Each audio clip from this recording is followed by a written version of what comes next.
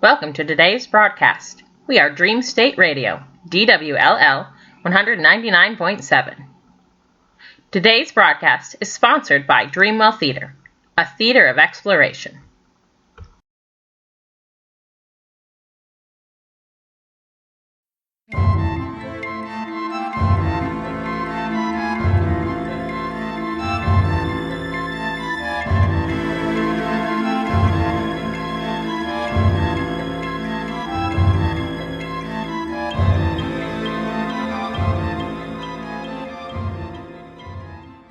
There's a state of mind we all must visit, a state where everything is possible and anything can happen.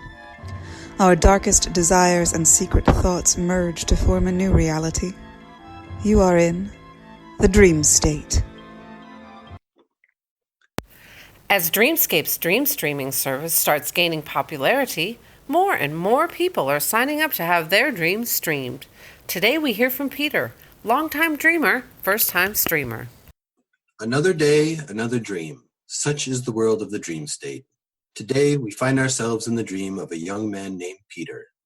What will his subconscious reveal to us and to himself? Let us see. Oh, where am I? What's going on? Oh, this doesn't look like my home. Oh, wait, I must be in one of those dream states all the kids are talking about. I hope it's a good one and not one of those kinds where things are trying to eat me.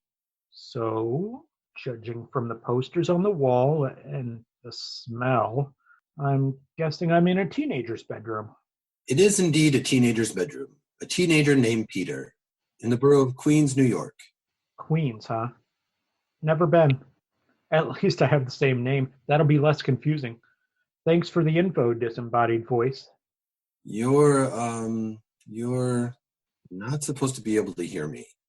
Oh, I can hear you loud and clear. Normally I'd be a little freaked out if I just heard a voice out of nowhere, but it's a dream, so anything goes, huh?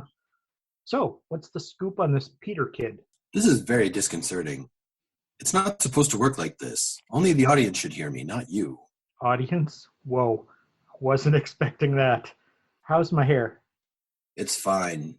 But you've got a little mustard on your cheek and, oh, this is not going well at all. If you can hear me, it screws up the whole narrative. Chill out, disembodied voice. Wow, that's a mouthful. Can I just call you Chuck? No, you cannot call me Chuck. You can't call me anything. As far as you're concerned, I'm not here. Oh, the whole system's screwed up. I'm going to have to report this to HR. You've got to calm down, Chuck. Everything's fine. It's just a dream. Now, tell me what's going on with this Peter guy. All right, fine. If this is how it's going to work, I can deal with that. As I was saying, a young man named Peter, growing up in Queens, a life beset with tragedy. Orphaned at a young age, he is raised by his elderly aunt and uncle. This is starting to sound familiar. An outcast among his peers, bullied, alone. Then one day the unthinkable occurs. His uncle is killed during a home invasion. Wait a minute.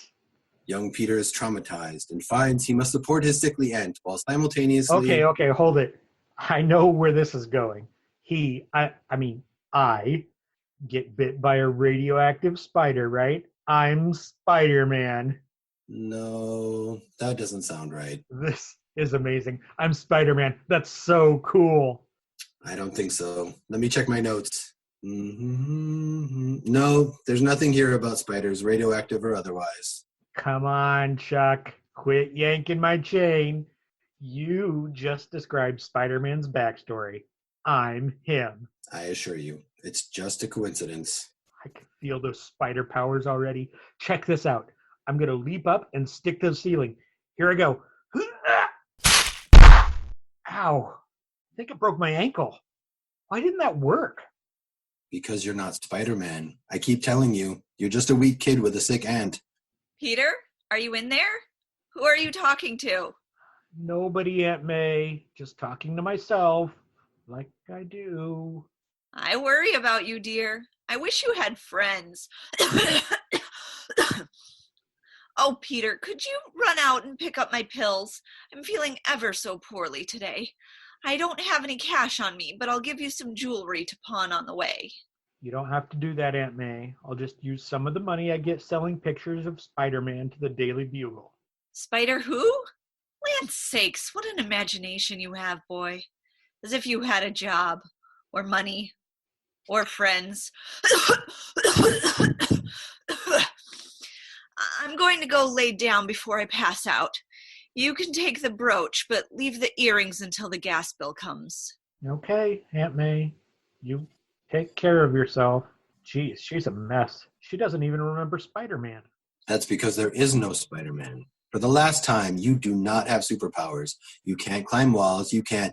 Hey, stop trying to pick up your bed. You'll give yourself a hernia. Damn it.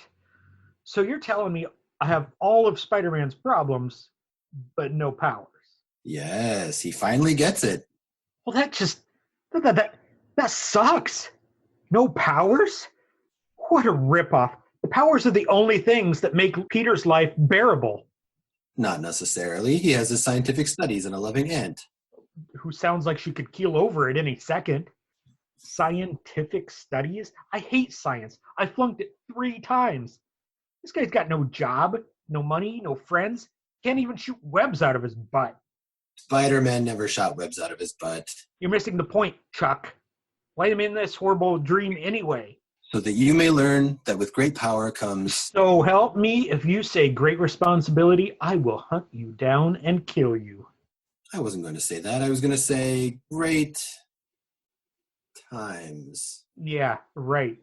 Great power. Ha! Who do I have to sue to get out of this nightmare? These dream state people, they've probably got deep pockets, yeah? There's no need to get lawyers involved. You're going down with them, Chuck. If that is your real name. It's not. You called me that. My name is... No. I'm not telling you my name. I can find out. This is happening, Chuck. With great grievances comes great litigation. Let's just forget this whole thing. You are going to wake up in your own bed with no memory of any of this. No lesson learned, nothing. Leave me alone. What a bust. You haven't heard the last of this, Chuck. You and Dream State are on my list!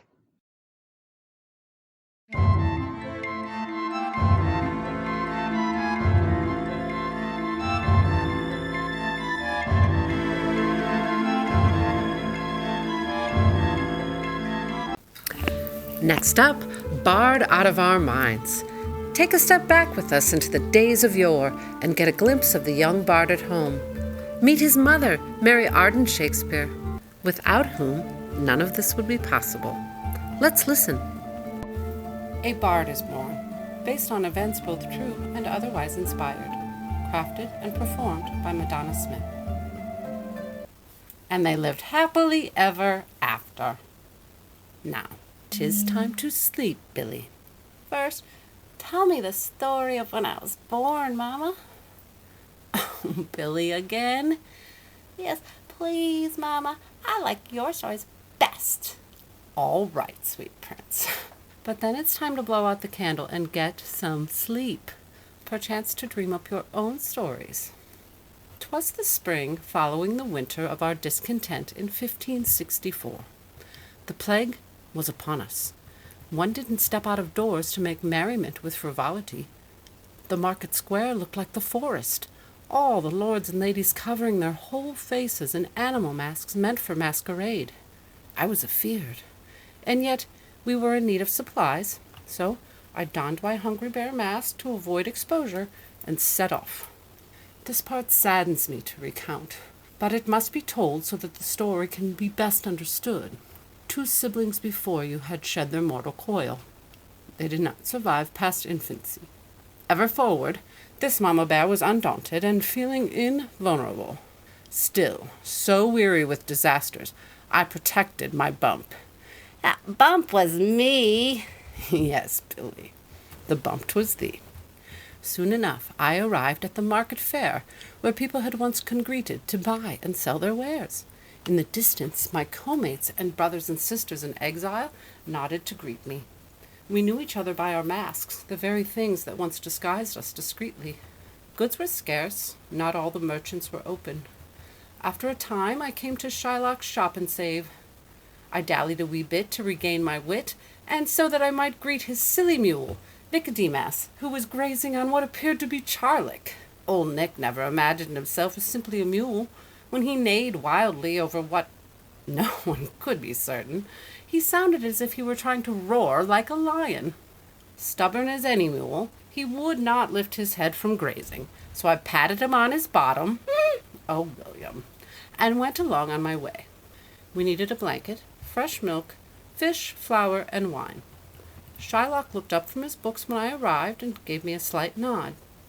I gathered my items and kept at least a 4 arms distance at all times. The trouble soon began to boil and bubble. Shylock attempted to sell me skim milk. I wanted none. He continued to try to persuade me. Still, I wanted none. He then offered me fresh fruit. Irked at this transgression, I answered, "One can desire too much of a good thing.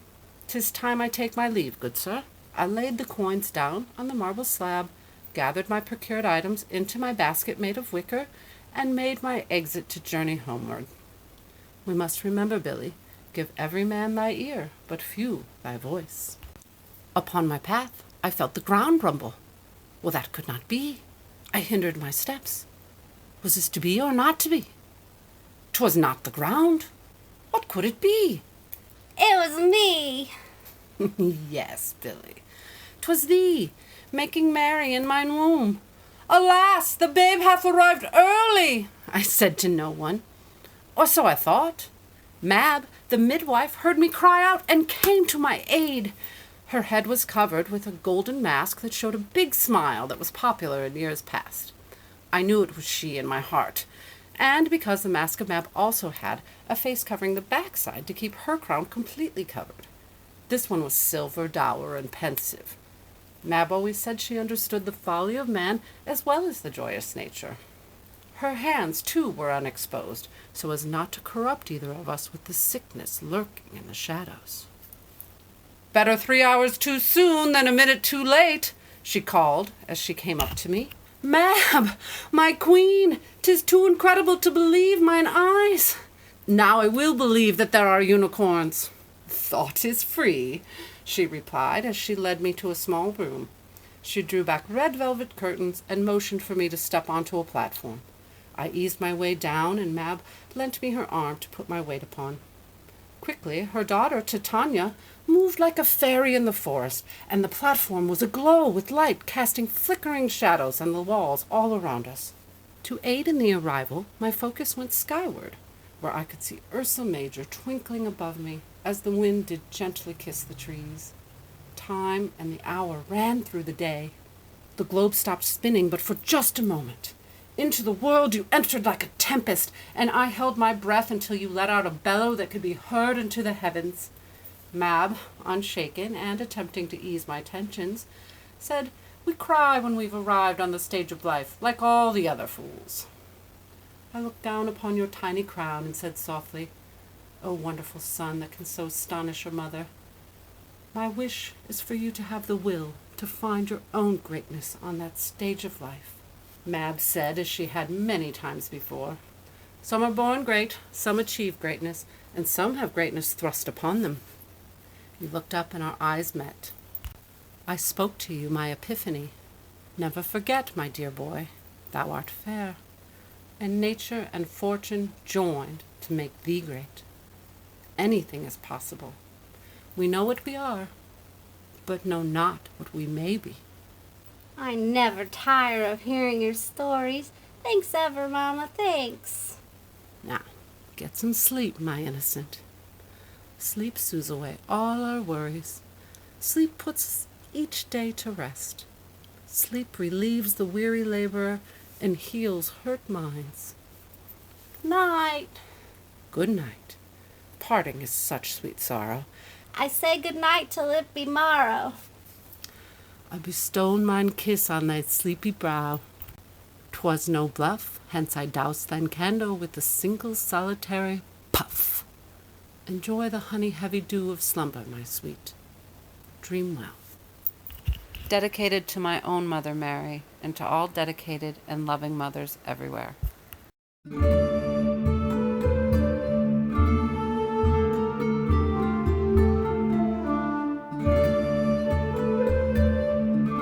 That's all for today. Today's broadcast has been brought to you by your mom. What'd you say about my mama? Nothing. Yet. You know, I've always got a mama joke ready for you. And speaking of mama jokes, did you know that Shakespeare wrote a mama joke of his own? Oh, yeah? Yeah, from Act 4, Scene 2 of Titus Andronicus. Villain, what hast thou done? That which thou canst not undo. Thou hast undone our mother? Villain, I have done thy mother. Oh, wow. Wait, isn't this episode supposed to celebrate our mothers, not trash talk them? Oh, yeah. Sorry, Mom. Here's a little jingle just for you. Here's a word for your mother from your sister and your brother. Let's honor her with a song. She's your mom, you'll discover that she loves you like no other. Let's not make this very long. From all of us here at Dream State Radio, happy Mother's Day to all the mothers out there, whatever that means to you. Enjoy your day. You've earned it. And remember, the dream state is here for you.